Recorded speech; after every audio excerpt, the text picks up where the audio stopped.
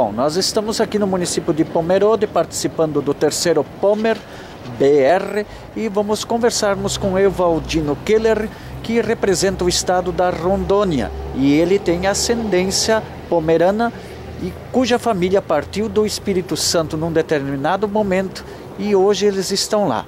Evaldino, o que você tem para nos relatar a respeito da presença dos pomeranos e sua cultura lá em Rondônia? Pois bem, nós, em companhia dos pais, saímos em 1972 de Vila Pavão, no Espírito Santo, para Rondônia, ainda praticamente pura mata em Rondônia, onde foi um momento assim, muito difícil lá, porque nos faltava tudo aquela questão, a igreja, a escola, principalmente aquele convívio entre nossos vizinhos pomeranos, e que de certa forma deixou a gente assim, com saudade de voltar para o Espírito Santo de novo. Mas como lá era uma promessa de muita terra para pouca gente, e a nossa necessidade exatamente era a procura do pedaço de terra para uma família de 11 filhos, então acabamos ficando em Rondônia. E hoje, o que quero dizer? Estamos felizes porque cada filho conseguiu o seu pedaço de terra, com muito sacrifício, muito desespero, às vezes com doença, malária e com certeza a saudade também do que havia ficado no Espírito Santo. Então, durante mais de 20 anos, aquela memória ficou assim, no peito trancando. Por que perdimos tudo isso? Mas nisso apareceu lá um grupo, primeiro pelo pastor Ismael Trestman, que hoje fez o doutorado na língua pomerana, que fez assim surgir essa ideia. Poxa, vocês podem resgatar tudo aquilo que vocês perderam lá. Então, houve assim grandes festas lá com intervenções de povos que vieram do Espírito Santo, onde é que se formou também uma associação pomerana lá hoje, da qual eu sou o presidente. Realizamos nos dias 21 e 22 do mês de julho passado agora, a terceira festa pomerana, onde é que nós também resgatamos toda aquela questão do casamento pomerano. No ano passado, a questão de serrar a madeira com o traçador, com o serrote. Então, hoje temos uma associação registrada com o estatuto, e temos assim uma proposta da Caixa Econômica Federal de investir nesse novo projeto. O que é esse novo projeto? Nós pensamos em ter uma sala de aula, contratar inclusive um professor da língua pomerana, trazer um tocador de concertina, que era uma coisa muito típica do povo pomerano no Espírito Santo, e isso nós queremos resgatar em Espigão do Oeste hoje. Espigão é uma cidade com aproximadamente 30 mil habitantes, onde mais de 50% são povos descendentes pomeranos. Olha só que interessante, o Faveker, as casas em Chaimel, as mesmas típicas do Espírito Santo, foram edificadas em Espigão? Existem casas dessa forma, construídas principalmente mais no interior, mas temos sim várias casas desse tipo construídas, que para nós hoje é um orgulho ter isso também no município de Espigão do Oeste. Certo, e como é que os pomeranos se adaptaram à questão climática, né? O Espírito Santo já é quente, a América, né, nos trópicos, mas morar mais próximo à linha do Equador é um desafio maior ainda. É mais quente, inclusive as pessoas que emigraram do Espírito Santo, mais da parte serrana do sul, quando chegaram em Rondônia, com certeza sentiram o clima, porque Rondônia pode até fazer até 40 graus de temperatura. Mas acho que esse não foi o problema maior. Quem foi para Rondônia foi em busca do seu pedaço de chão, que inclusive o povo pomerano tem também essa questão da religiosidade. Eles também pensavam assim que estavam sendo mandados pelo próprio Deus para aquela terra que lá estava sem dono em Rondônia. Sim, né? Então o mesmo princípio que valeu no século XIX para os pomeranos que se instalaram, né, no Espírito Santo, em Santa Catarina e no Rio Grande do Sul. E nos tempos contemporâneos, depois esse povo foi para lá. Como é que foi a conquista da terra? A média de quantos morgos de terra ou alqueires esse povo passou a ter propriedade lá? O módulo de terra lá doado pelo governo, pelo INCRA, era de 100 hectares, que correspondia a 40 alqueires de terra. Isso era o módulo doado para cada família. Ah, é? Uhum.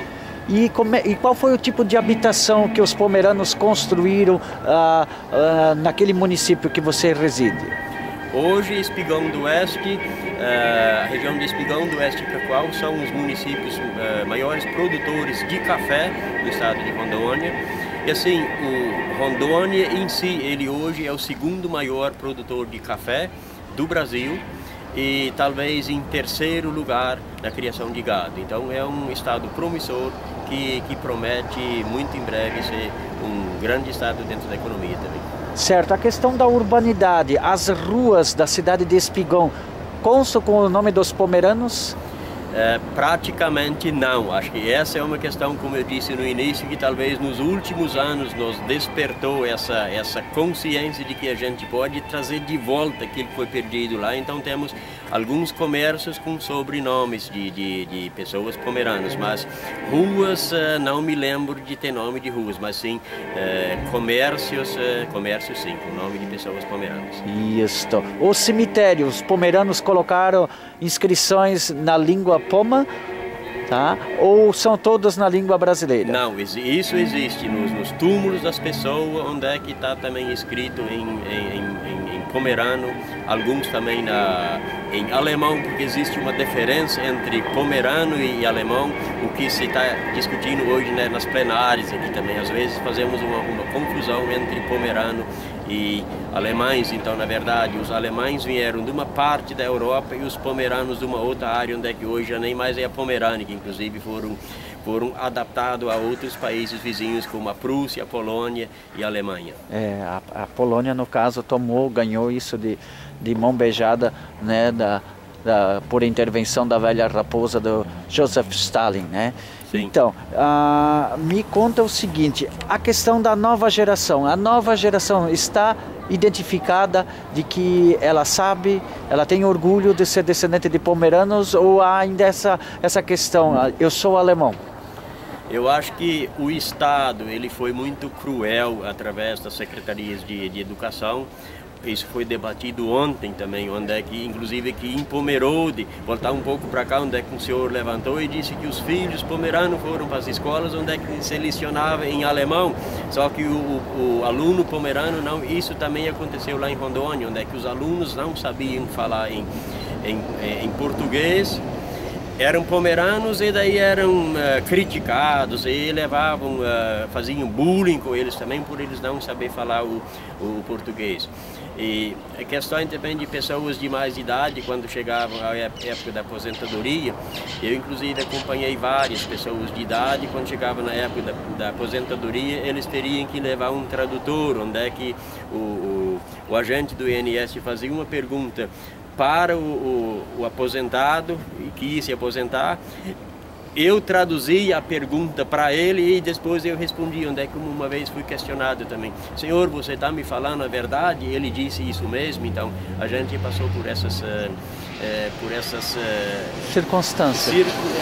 Foi terrível isso aí, de ouvir que você estava sendo útil para alguém, mas aquele outro, o Estado que estava lá, ele estava te reprimindo, até duvidando daquilo que você dizia. Então isso tem acontecido lá e creio que isso também em outras ocasiões tem ocorrido com o povo pomerano. Certo. Você estudou, que atividades desenvolve além de presidir a Associação dos Pomeranos? Na verdade, sou colono, eu só tenho o primeiro grau e sou colono, não tenho estudo. Mas tenha consciência pela identidade da Pomerânia. Mas eu tenho orgulho de ser pomerano e com certeza eu vou dar tudo de mim para não deixar morrer essa cultura que tem uma história tão bonita. O que você leva de Pomerode do Pomer BR? Eu levo daqui uma missão de dizer que ainda temos dado alguns passos, mas ainda existe muita coisa para fazer. E naquilo que eu puder contribuir, eu não vou medir esforços. Eu vou fazer o que for possível para não deixar morrer essa história tão bonita que o povo pomerano trouxe da Pomerânia para o Brasil e essa migração que teve dentro do Brasil, que inclusive meus bisavós vieram da Alemanha, pela história que a gente soube, a minha tataravó, ela inclusive foi sepultada dentro do mar, ela não resistiu à viagem, durante esses quase 3 meses no mar até chegar em Vitória do Espírito Santo, ela foi sepultada dentro do mar.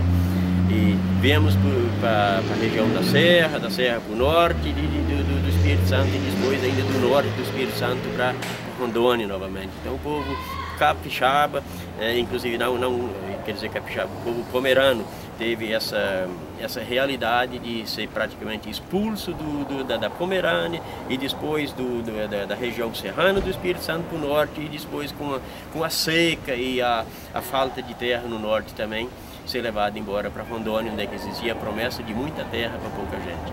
Olha só, então a gente agradece, né?